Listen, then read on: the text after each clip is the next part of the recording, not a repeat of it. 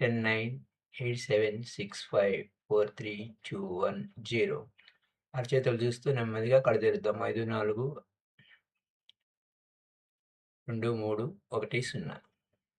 Gently open your eyes, my dear friends. Patanjali yoga సూత్రాస్‌లో non attachment గురించి ఒక క్వెషన్ ఉంది. అది నాన్ అటాచ్‌మెంట్ అనేది బిగినింగ్ ఆఫ్ జర్నీలోనా? లేతే ఎండింగ్‌లో అవుతుందా? మనం సాధన చేసేటప్పుడు అని. బిగినింగ్‌లో అటాచ్‌మెంట్ ఉంటుందా? ఎండింగ్‌లో ఉంటుందా? అనే ప్రశ్నకి సమాధానం ఏంటంటే, నాన్ అటాచ్‌మెంట్ అనేది ఇంపార్టెన్స్ ఆఫ్ నాన్ అటాచ్‌మెంట్ నిస్సంగంగా ఉండటం. నిస్సంగంగా ఉండటం అంటే ఎవరితో కలవకుండా ఏదో డెడ్లీగా ఉండమని కాదు. అందరితో ఉంటాము, అన్నిట్లోనూ ఉంటాము. కానీ ఎక్కడ కూడా అతుక్కుని ఉండం. అది లేకపోతే మరొకటి లేదు అనేది దానికి ఉండం. అందుకోసం అది స్ట్రెస్ చేశారు. అది ఖచ్చితంగా ఉండాలని. ఇది నాన్ అటాచ్‌మెంట్ నిస్సంగంగా ఉండాలని. అంటే పద్మపత్ర మివాంబస తామరాకు మీద నీటి బొట్టులాగా ఉండాలి. అంటకుండా ఉండాలి. అందరిలోనూ ఉండాలి. ఎక్కడ మనమేమి పోము. పారిపోము. సో, బిగినింగ్ అండ్ ఎండింగ్ అనేవి 2 విషయాలు కాదంటారు ఓషో. బిగినింగ్ అనేది beginning is equal to ending. ఏది మొదలో అదే చివరవుతుంది. ఎలా అవుతుంది? అది డ్యుయాలిటీగా అనుకోవద్దు. ప్రారంభ దశ, చివరి దశ అనేది 2గా అనుకోవద్దు. సైలెంట్‌గా ఉండాలంటే బిగినింగ్ నుంచే సైలెంట్‌గా ఉండాలి. ఎండింగ్‌లో కాదు సైలెంట్. నువ్వు మౌనంగా ఉండాలి అని అనుకున్నావు. అది మొదటి నుంచే మౌనంగా ఉండాలి. బిగినింగ్. ఆటోమేటిక్‌గా బిగినింగ్ సైలెన్స్ ఎలాంటిదంటే విత్తనం లాంటిది. ఆ ఎండింగ్ ఏమవుతుంది? వృక్షం అవుతుంది. మహావృక్షం అవుతుంది. ఆ వృక్షం ఎక్కడ దాగునుంది? బిగినింగ్‌లో ఉందా? విత్తనంలో ఉందది. విత్తనం అంటే సీడ్ అనమాట. ఆ విత్తనం నుంచి ట్రీ వచ్చింది. So, beginning is just the seed. ఏది ప్రారంభించినా అది విత్తనంగానే ఉంటుంది. అది ఎండింగ్ కనపడదు. కానీ ఆ విత్తనంలోనే ఆ చెట్టు దాగి ఉంది. Ultimate goal. నువ్వు బుద్ధుడు కావాలి. ఏమన్నారు గురువుగారు? We are all gods. We are all Buddhas. కానీ వాస్తవం ఏంటి? Seeded god. విత్తన దేవుళ్ళము. విత్తన బుద్ధుళ్ళము. విత్తనం ఏదైతే ఉందో అదే వృక్షం అవుతుంది. అల్టిమేట్ గోల్ ఏదేమైతే ఉందో అది ముందే ఉంటుంది. అది దాగుని ఉంటుంది. It must be hidden here and now. ఇక్కడే ఇప్పుడే ఉంది. అది నీలోనే ఉంది. అది నీలోనే ఉంది. ఆ బిగినింగ్‌లోనే ఉంది. ఆ బిగినింగ్‌లో లేకపోతే ఎండింగ్‌లో లేదు. అది డిఫరెన్స్ ఉంది బిగినింగ్‌కి, ఎండింగ్‌కి. బిగినింగ్ ఏంటి? విత్తనము.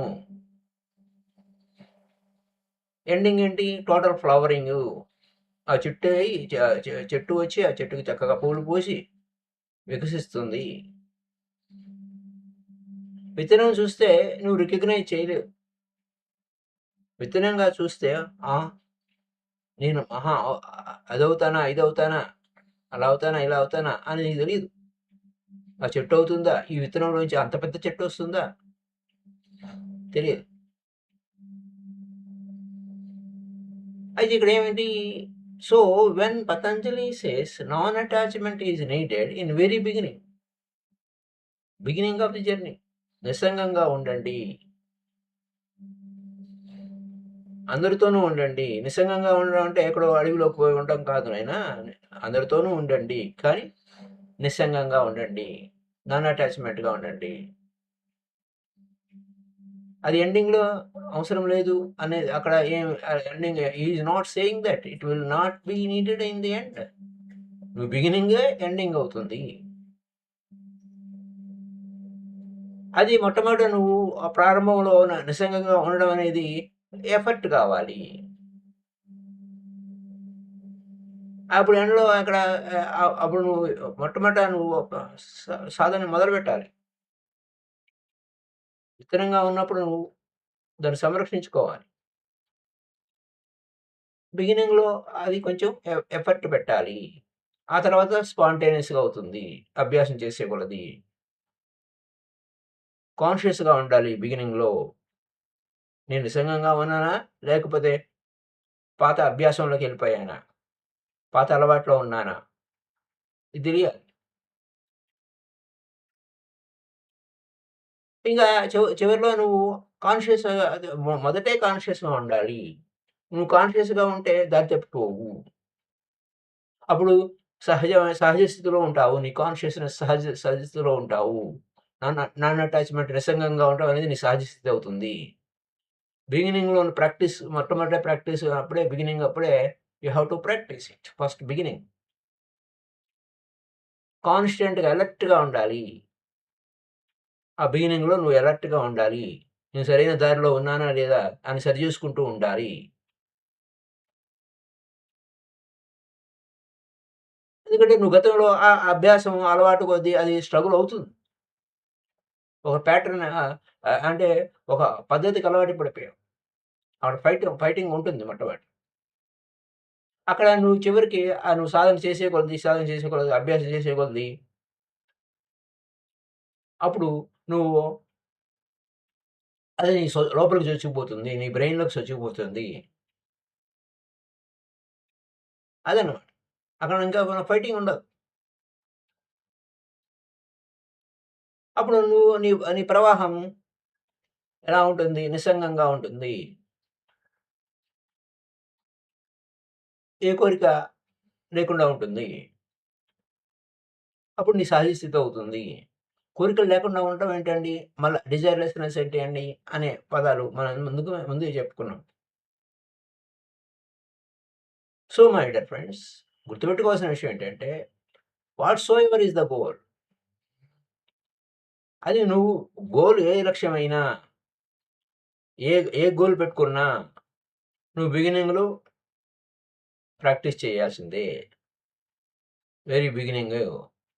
మొట్టమొదటి స్టెప్పే లాస్ట్ స్టెప్ అవుతుంది. బిగినింగే లాస్ట్ స్టెప్పు. నువ్వు కరెక్ట్‌గా అడుగు వేయాలి. మొదటి స్టెప్పే లాస్ట్ స్టెప్ అవుతుంది. ఆ మొదటి స్టెప్పే కేర్‌ఫుల్‌గా ఉండాలి. సరైన దిశలో ఉండాలి. సరైన డైరెక్షన్‌లో ఉండాలి. నువ్వు సరైన డైరెక్షన్‌లో ఉంటే నీ గమ్యాన్ని చేరుకుంటావు. సో, ఫస్ట్ స్టెప్ అనేది చాలా జాగ్రత్తగా ఉండాలి. Don't miss the first step. మొదటి స్టెప్పే సరిగ్గా వేయకపోతే అన్నీ మిస్ అయితావు. ఇది పూర్తిగా అవగాహన చేసుకోవాల్సిన point. Come again and again మన మనసులో రకరకాలుగా అలాగా, ఇలాగా అనేది ఉంటుంది. అర్థం చేసుకోవాలి. Deep understanding. Many things Patanjali చెప్తారు. అది ఎండింగ్ లాగా అనిపిస్తుంది. Non violence is the end. Non violence అంటే అహింసో పరమో ధర్మః. ఎండింగ్‌లో ఉంటుంది. అలాగే non violence is the end. ఎప్పుడు? When a person becomes so compassionate. ఎంతో కరుణతో, ఎంతో ప్రేమతో నిండిపోతే, కరుణ, ప్రేమతో అలా నింపబడి ఉంటే ఆ వ్యక్తి ఎలా ఉంటాడు?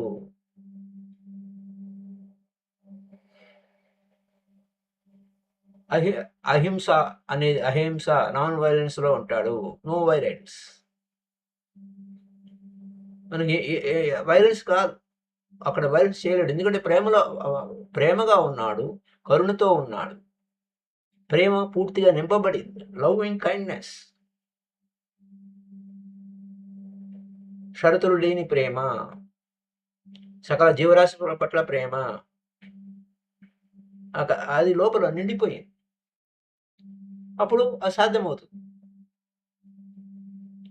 అంచేత అప్పుడు అది అది ఎప్పుడవుతుంది? లవ్ అండ్ నాన్ వైలెన్స్ అనేది, love or non violence is the end result.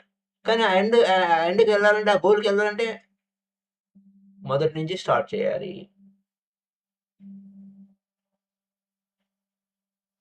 బిగినింగ్లోనే మొదలు పెట్టాలి. ఆ లక్ష్యం ఏంటి? నేను ఇటువైపు వెళ్ళాలి అనేది నీ బిగినింగ్లోనే ఉండాలి. ఏ ఊరు వెళ్ళాలనేది నువ్వు ముందు నిర్ణయించుకుంటేనే కదా ఆ ఊరికి వెళ్ళడానికి, ఆ దిశ వైపుకి, ఆ వైపుకి వెళ్ళడానికి. ఆ తూర్పు వైపు వెళ్ళాలంటే తూర్పు వైపే వెళ్ళాలి. లేదు ఆ ఊరికి వెళ్ళే బస్సు, ఫలానా బస్సు ఎక్కాలని చెప్పి ముందు నిర్ణయించుకోవాలి. అలాగే the goal has to be in ever view. నీ దృష్టి ఉండాలి, ఆ బిగినింగ్లోనే ఉండాలి. అప్పుడు first step of the journey must be absolutely devoted to the goal. నువ్వు భక్తితో ఉండాలి, నీ లక్ష్యం వైపు శ్రద్ధతో ఉండాలి. అలా ఉన్నప్పుడే మొదటి స్టెప్పే నీ లక్ష్యం వైపుకి అటువైపు వెళ్తావు. నీ 1000 మైళ్ళ ప్రయాణమైన ఒక అడుగుతోనే స్టార్ట్ అవుతున్నప్పుడు నీ తొలి అడుగే ఏ ప్రయాణం వైపుకి వెళ్తున్నావో, ఏ దిశ వైపుకి వెళ్తున్నావో ఆ వైపుకే వెళ్తావు. నీ లక్ష్యం వైపుకే వెళ్తావు. అది నీ మొట్టమొదటి లేకపోతే, నువ్వు లక్ష్యం పెట్టుకోకపోతే, లక్ష్యరహితంగా ఉంటే ఉపయోగం ఉండదు. సో పతంజలి ఏం చెప్పాడు? నువ్వు ఏదైతే లక్ష్యం పెట్టుకున్నావో ఆ వైపే వెళ్ళు నాయనా, అది చెప్తున్నాడు. Absolutely thing in the beginning. So బిగినింగ్లో మొట్టమొదట నువ్వు ఎఫర్ట్ పెట్టాల్సిందే. నువ్వు నీ స్వయ సాధన చెయ్యాల్సిందే. నువ్వు ఆటుపోట్లు అమ్మో పాత అలవాట్ల ప్రకారం వద్దులే తర్వాత చేద్దాంలే అని వాయిదా వేయకుండా నీ సాధన నువ్వు మొదలు పెట్టవలసిందే. అదే నీకు సహాయం అవుతుంది. Very effective.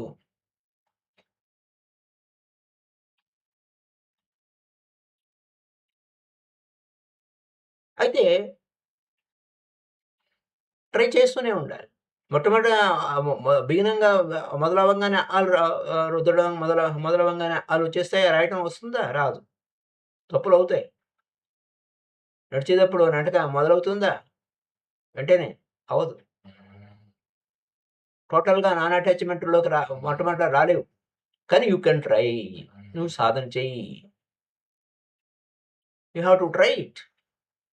అప్పుడు ఆ వెరీ ఎఫెక్ట్, అది నువ్వు చేసే ఆ సాధన, దానివల్ల నీకు సహాయం అవుతుంది. నువ్వు చాలా సార్లు పడిపోవచ్చు. అబ్బో! నాకు చేత కాదు అని వదిలేయొద్దు. You will again and again and again get attached. మళ్ళీ నువ్వు అటాచ్‌మెంట్‌లోకి వెళ్ళిపోతూ ఉంటావు. అయినా ఎడవకుండా ప్రయత్నం చెయ్యి.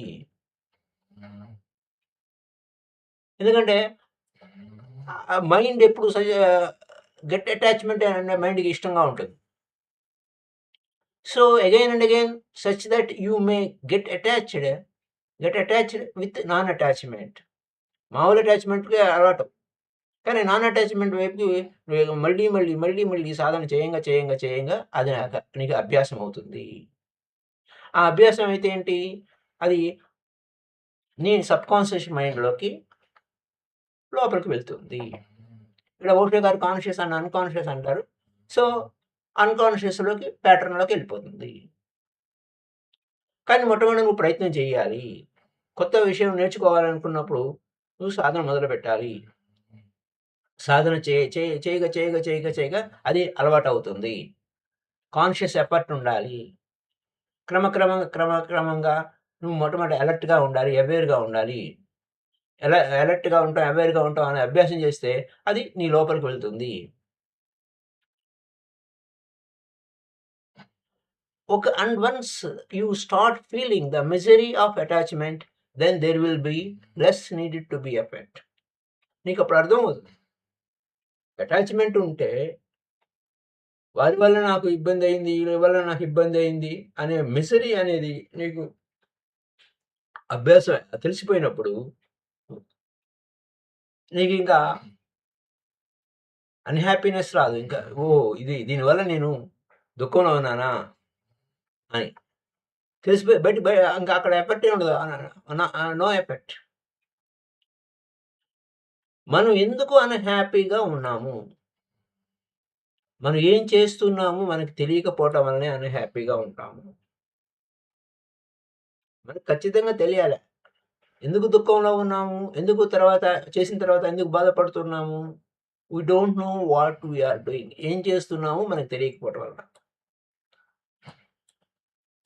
అంటే ప్రతి విషయంలోనూ ఎప్పటిలాట ఉంది. Longing in every being for happiness. అందరికి సంతోషం కావాలి. సంతోషం లే సంతోషం లేకుండా ఎవరుంటారు? కోరుకోకుండా ఎవరుంటారు? సంతోషమే కావాలి. ఎవరు దుఃఖం కావాలని కోరుకోరు. కానీ చివరికేమైంది? ప్రతి ఒక్కడు దుఃఖాన్ని సృష్టించుకుంటున్నాడు. ఎందుకని? ఏం చేస్తున్నాడో, ఏ వైపుకెళ్ళాలో తెలియట్లేదు.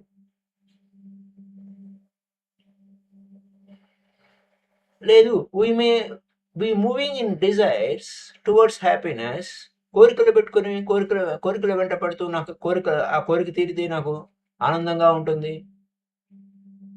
అంటే వస్తువు లేకపోతే వస్తువు కావాలంటావు. వస్తువు కొన్న తర్వాత దాని జోలికి పోవు. అంతే అలా ఉంటుంది. Mind activity అలాగుంటది.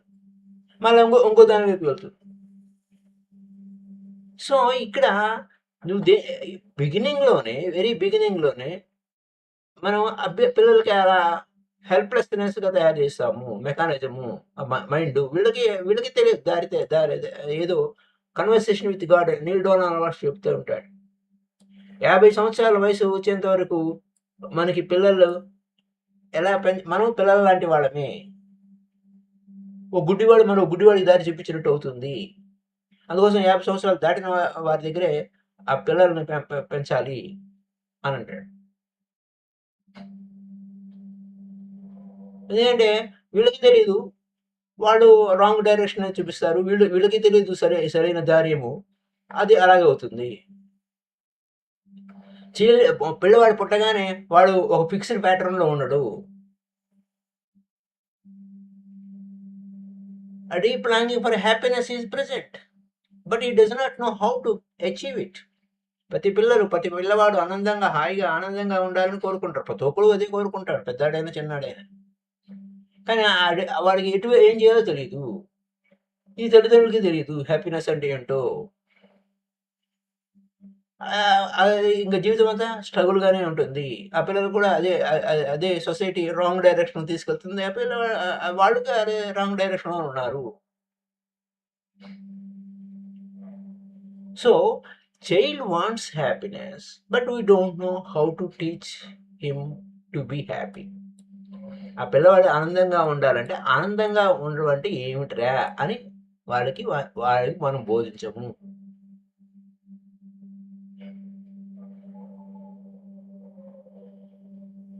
ఎక్కడ అచీవ్ చేయాలి? ఏ విధంగా చేయాలి? Whatsoever we teach him, it becomes path towards misery. మనం ఆ పిల్లలకి ఏం నేర్పిస్తున్నాము? దుఃఖం వైపు తీసుకెళ్తున్నాము. ఉదాహరణకి మనం మంచివాడిగా టు బి గుడ్ అంటాం. నువ్వు మంచిగా ఉండాలి అని చెప్పడం. We teach him to be good. నువ్వు మంచివాడిగా ఉండాలి అని. We teach him not to do certain things and do certain things without ever thinking that it is natural or unnatural. ఇది చేయొచ్చు, ఇది చేయకూడదు అని చెప్తూ ఉంటాం. ఇది చేయొచ్చు, ఇది చేయకూడదు అనేటప్పుడు ఆ చేసే పనులు న్యాచురల్‌గా ఉన్నాయా? అన్‌న్యాచురల్‌గా ఉన్నాయా? అన్న విషయం చెప్పం. Do this, don't do that. ఇది చెయ్యి, ఇది చేయొద్దు అని అంటాం.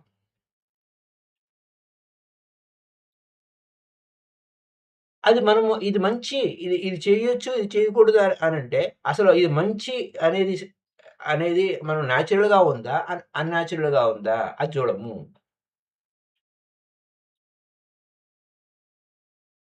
అప్పుడేమవుతుంది? Whatsoever we teach as good is అన్‌న్యాచురల్.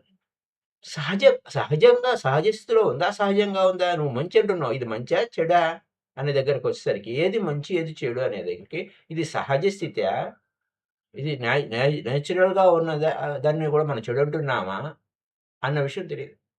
ఉదాహరణకి ఎగ్జాంపుల్ తీసుకుందాం. కోపం చెడ్డది అంటాం. కోపం చెడ్డది కాబట్టి, కోపం మంచిది కాదు కాబట్టి, కోపం తెచ్చుకోవద్దు అంటాం. వాస్తవానికి ఏంటి? కోపం చెడ్డది ఎలా అయితుంది? కోపం అనేది సహజం.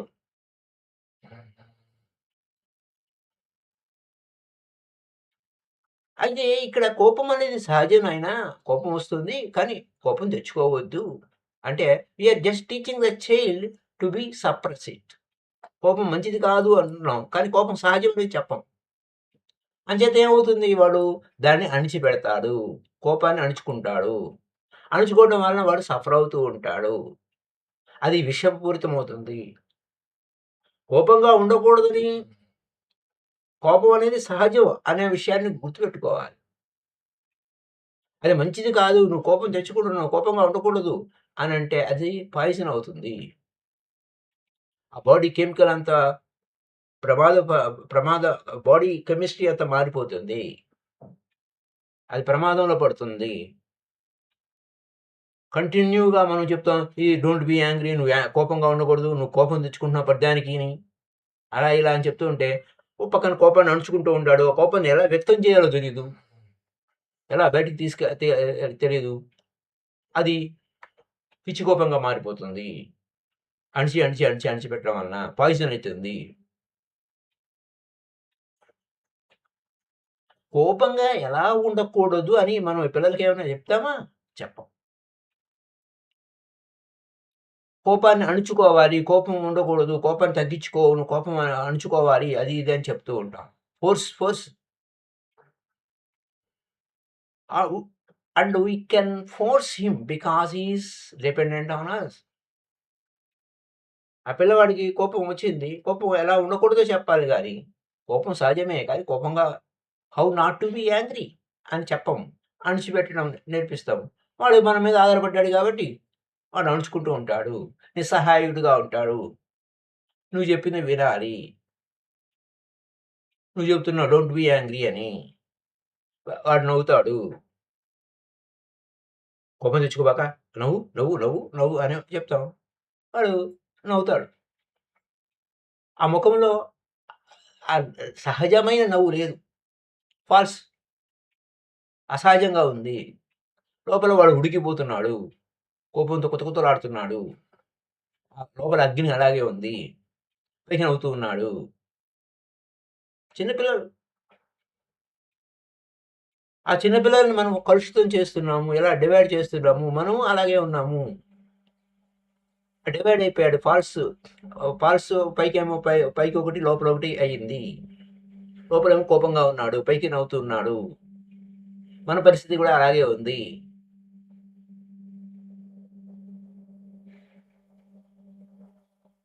సో, ఇక్కడ డి గ్యాప్ తయారవుతుంది. And if he cannot be really angry, then he cannot be really anything because reality is condemn. వాస్తవాన్ని వాస్తవంగా ఒప్పుకోవాలి. వాస్తవ స్థితి. ఆ వాస్తవాన్ని మనం ఇది మంచిది కాదు అనేసరికి దాన్ని నిందిస్తున్నాము. చెడు అంటున్నాము. అలాగే వాడు ఆ కోపం వచ్చి కోపంగా ఉన్నాడు. So what? ఆ కోపం వ్యక్తీకరిస్తాడు. తేలికైపోతాడు. అలా కాకుండా మనం దాన్ని అణిచిపెట్టడం వల్ల ఏమవుతుంది? ప్రేమ కూడా ఎక్స్‌ప్రెస్ చేయలేడు. ఆనందాన్ని కూడా ఎక్స్‌ప్రెస్ చేయలేడు. భయపడతాడు. ఆ రియాలిటీ ఇప్పుడు నువ్వు ప్రేమగా ఉన్నావు. అది రియాలిటీ. ఆనందంగా ఉన్నావు. అది రియాలిటీ. కోపంగా ఉన్నావు. అది రియాలిటీ. ఒకదాన్ని నువ్వు contempt one part of real. The whole reality is contempt. వాస్తవము బాబు. కోపం అనేది సహజం. ప్రేమగా ఉండడం అనేది సహజం. ఆనందంగా ఉండడం అనేది సహజం. ఉత్సాహంగా ఉండడం అనేది సహజం. ఇది సహజ స్థితి. అది పిల్లలను మనం అలా డివైడ్ చేసేస్తున్నాం reality. Because reality cannot be divided and child cannot be divide. సహజ స్థితిలో ఉంటారు. సహజ స్థితిలో ఉంటారు. అది అక్కడ అది సహజ స్థితి వైపుకి వెళ్ళాలి. సో, బ్రాటప్ అంతా అలాగే ఉంది. మన మాస్క్ వేసుకుని ఉంటాము. పైకి ఒకటి, లోపల ఒకటి అనేది అలా తయారవుతూ ఉంది. జస్ట్ అలాగే ప్రతి విషయంలోనూ తల్లిదండ్రుల విషయంలో కావచ్చు, పిల్లల విషయంలో కావచ్చు, తల్లిదండ్రులని ప్రేమించాలి. అంటే నువ్వు ప్రేమగా ఉంటే ఆటోమేటిక్‌గా యూ నీడ్ నాట్ డిమాండ్. ప్రేమ అనేది నీ వైపు ఉండాలి. The love is a quality. అది సహజ స్థితి. You have to create it. You have to become it. నువ్వే ప్రేమగా ఉండాలి. నువ్వే ఆ ప్రేమను సృష్టించుకోవాలి. అది అక్కడున్న విషయం. అలాగే వాళ్ళు ఎక్కడ ఏమని చెప్తాం, if mother is lovable then child will love without any attachment. Attachment ఏముండదు. కానీ ప్రేమ, ప్రేమ సహజమైన ప్రేమ. అక్కడ అటాచ్‌మెంట్ ఉండదు. మై డియర్ ఫ్రెండ్స్, డిమాండ్ ఉన్నప్పుడు అటాచ్‌మెంట్ ఉంటుంది. So, you have to grow. Only can you create love in others. It cannot be demanded. నువ్వు ఎదగాలి. ఎలా ఎదుగుతావు? Only then can you create love in others. ఇతరులలో ప్రేమని పంచినప్పుడే నువ్వు అద్భుతమైన స్థితికి నువ్వు వెళ్ళగలుగుతావు. సో, పతంజలి ఏంటి అంటే నాన్ అటాచ్‌మెంట్ గాని వాటెవర్ ఇట్ ఈస్ సహజ స్థితిలో ఉండాలి. Accept whatsoever life brings. నీవు సహజ స్థితిలో ఉండాలి. అటాచ్‌మెంట్ ఉంటే డిమాండ్ ఉంటుంది. అటాచ్‌మెంట్ ఎందుకొస్తుంది? డిమాండ్ ఉంటుంది. డిమాండ్ ఉంటే అది నరకంగా ఉంటుంది. నాన్ అటాచ్‌మెంట్ ఉంటే సహజ స్థితిలో ఫ్లో అవుతుంది. ఉన్నది ఉన్నట్టు యాక్సెప్ట్ చేసుకుంటూ హ్యాపీగా ఉంటాము. యాజ్ ఇట్ ఈస్‌గా ఉంటాము. యాక్సెప్ట్ చేస్తాము. వాట్సోఎవర్ లైఫ్ బ్రింగ్స్, జీవితం ఏది తెస్తే అది యాక్సెప్ట్ చేస్తాము. డిమాండ్ ఉండదు. ఫోర్స్ ఉండదు. లైఫ్ అనేది is not going to follow you. You cannot force life to be according to you. అంటే లైఫ్ అనేది నిన్ను అనుసరించదు. జీవ ప్రవాహంలో నువ్వు పోతూ ఉంటావు. You cannot force life according to you. It is better to flow with the river rather than pushing it.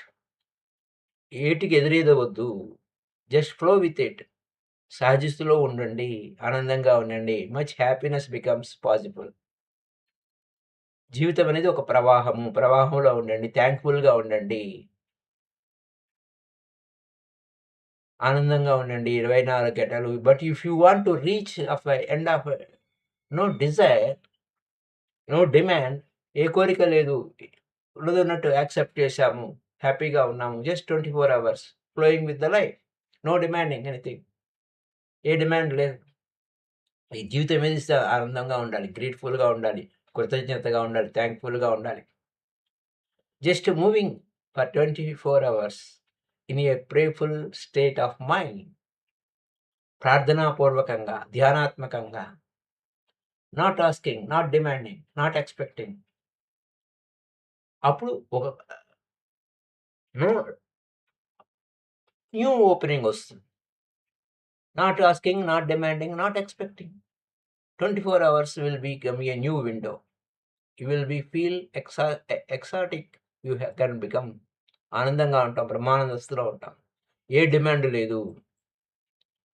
సహజ స్థితిలో ఉంటే ఏ విధంగా ఉంటుంది? నాన్ అటాచ్‌మెంట్‌గా ఉంటే ఎలా ఉంటుంది? స్పాంటేనియస్‌గా ఎలా ఉంటాము? ఒకసారి మీరు ఈ యొక్క సాధన చేసి అలర్ట్‌గా ఉంటే ఎలా ఉంది? బిగినింగ్ నుంచి అలర్ట్‌గా ఉంటే ఎలా ఉంది? అని ఒకసారి మీ అభిప్రాయాలు తెలియచేయండి. So, thank you very much. Happy day to you all.